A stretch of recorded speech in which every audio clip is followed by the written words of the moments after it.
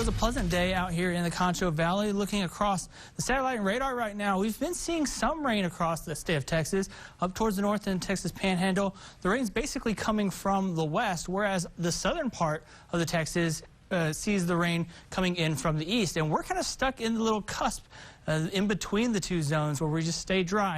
And unfortunately, that's going to linger for the rest of the weekend, and to start the next week, it will be later in the week where we might get a chance from the easterly flow. Earlier this morning, 2 a.m., we saw some space debris entering the atmosphere, and it created this little streak. Some viewers sent in some photos as well as some videos. We have that article on the Concho Valley homepage right now. But again, another view, this one from Terry D, that was out just showing that kind of streak that kind of stayed right along the horizon at 2 a.m. So again, if people were out and about at 2 a.m., it would make sense because the temperature is much cooler and more comfortable, getting into the lower 70s. Our high today, 99, again, closer to that average, but not nowhere near the record of 107 set back in 1989. So the big concern that people have had has been the rainfall. Most of this month's rainfall has basically came on July 1st. We've been dry ever since, so we haven't seen any significant rainfall for the area, and that's affected the drought monitor. We've seen some of these drought conditions increasing, especially in the western as well as the eastern counties, so getting up to moderate as well as some abnormal drought, even an area of some severe drought down in Crockett County. And as we stay dry for the next week, we'll continue to see those conditions worsen. Today, no rain, but we did get some clouds, little puffy clouds moving in from the south, so it offered some shade, kind of cleared out, made for a pretty nice sunset. If you got out and tried to take a look at the comet that was off towards the northwest, again, pretty difficult to see. You want binoculars or a telescope to help see that comet.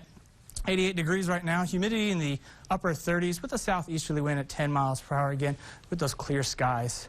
It's allowing us to cool off pretty well.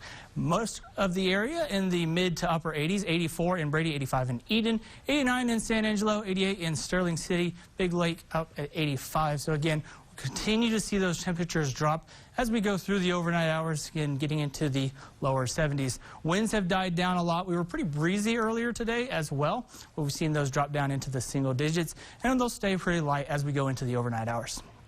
Mostly clear skies.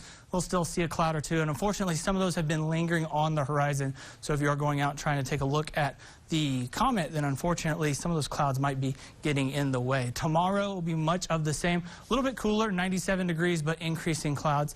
And then not a lot of changes for our upper level weather pattern as this high pressure stays kind of lodged over the Four Corners region. We're going to see that it's basically stay pretty quiet for much of the central U.S. And that allows, unfortunately, the heat to stay, the heat will stay away from us, so that's very fortunate, but we won't get a real big push of any cool air from any direction. So we just stay in these upper 90s going into the next several days. Taking a look at the FUTURECAST, again, we'll hang on to some clear skies for the rest of the weekend. By Tuesday, we'll start to see some clouds moving in from the southeast, and that's where we have the best chance for some of those rain showers. Again, if some of those clouds can really pick up some of that moisture from the Gulf of Mexico and really bring in some increased moisture, we might have a chance for some showers. Again, very isolated, not expecting a lot of showers with it. For the most part, we'll be dealing with the cloud coverage. So again, clear skies, 97 for the next 3 days. And then again, we're not changing much with the temperatures because nothing's really heating us up or cooling us off. So 98 to round out the week. But again, some cloud coverage as we get those winds shifting from the southeast and maybe a chance of a spotty shower or two.